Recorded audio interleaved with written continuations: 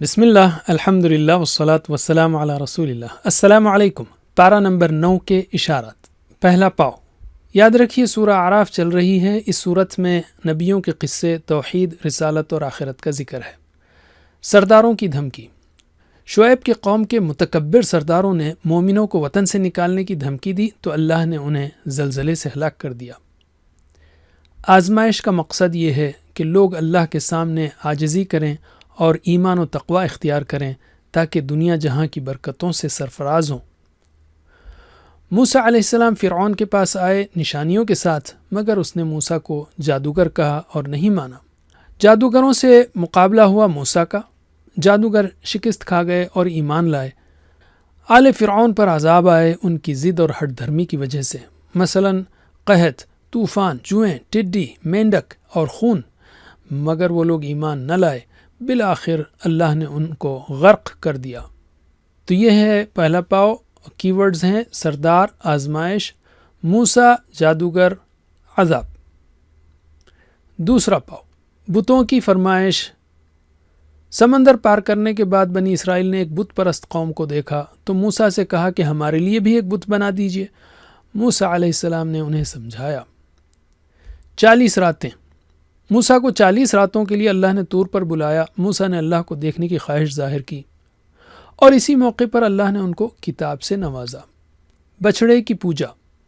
موسیٰ علیہ السلام طور پر تھے اور ادھر سامری نے زیور کا ایک بچھڑا بنا کر موسیٰ کی قوم کو اس کی پوجا میں لگا دیا۔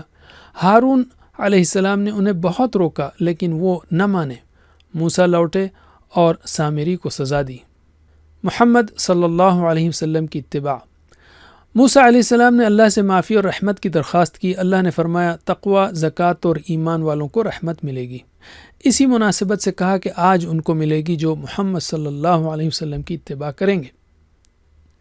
بنی اسرائیل کی 12 جماعتیں بنا دی گئیں، ان پر بادل نے سایہ کیا، ان پر من و سلوہ نازل کیا گیا، پھر بھی انہوں نے نافرمانیاں کی۔ تو یہ دوسرا پاؤ۔ کی ورڈز ہیں بت، 40 رات، بچھڑا، محمد صلی اللہ علیہ وسلم، 12 جماعتیں۔ تیسرا پاؤ۔ ہفتے کی آزمائش میں اللہ نے برائی سے روکنے والوں کو نجات دی اور جو نہیں رکے انہیں بندر بنا دیا گیا۔ اسی طرح کی نافرمانیوں کی وجہ سے اللہ نے بنی اسرائیل کو ٹکڑے ٹکڑے کر کے زمین میں پھیلا دیا۔ کتاب کے وارث۔ بنی اسرائیل کتاب کے اچھے وارث نہیں بنے، حالانکہ اللہ نے ان پر پہاڑ اٹھا کر عہد لیا تھا۔ اچھے وارث یعنی کتاب کو مضبوطی سے تھامنے والوں کو اجر ملے گا۔ پھر فرمایا کہ عالم ارواح میں سارے انسانوں سے بھی عہد لیا گیا تھا۔ یہاں دنیا کی خاطر دین و کتاب کو جاننے کے بعد چھوڑنے والے کی مثال کتے سے دی گئی ہے۔ جانوروں کی طرح جینے والے جہنمی ہیں، اس لیے کہ وہ اللہ کی آیات پر غور نہیں کرتے اور ایمان و عمل صالح سے غافل ہیں۔ اولاد ملنے پر شرک۔ اولاد اسی کی دی ہوئی ہے مگر لوگ شرک کرتے ہیں اور بے بس معبودوں سے مانگتے ہیں۔ بت مخلوق ہیں، نفع نقصان کے مالک نہیں۔ تبلیغ کے نکات دیے گئے سورت کے آخر میں کہ درگزر کرو، نیکی کا حکم دو، جاہلوں سے نہ الجھو، شیطان وسوسہ ڈالے تو اللہ کی پناہ لو۔ جب قرآن کی تلاوت ہو خاموشی کے ساتھ غور سے سنو۔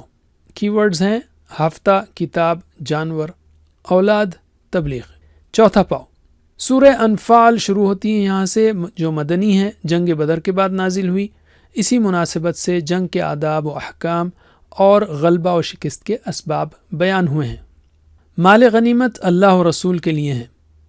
بدر کے مال غنیمت کے تعلق سے اختلاف ہوا تو اللہ نے مومنوں کو تقوی، آپسی اصلاح اور اطاعت کا حکم دیا۔